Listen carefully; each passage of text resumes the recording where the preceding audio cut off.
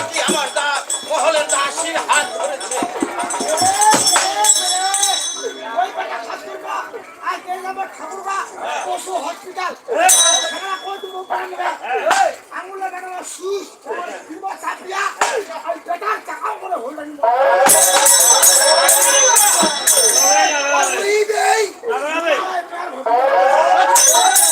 তোমার বুদ্ধিতে সন্তান আরো খারাপ হয়ে যাবে।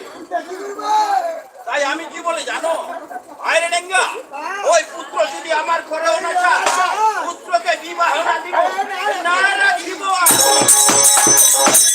তুমি একটি কাজ করো, সাজাও তুমি ভারবতী, আর একটি কাজ করো, যাও তুমি গ্রামের ঘরে ওই চটি লোহার খানায় নিয়ে এসো অতি সত্য করে।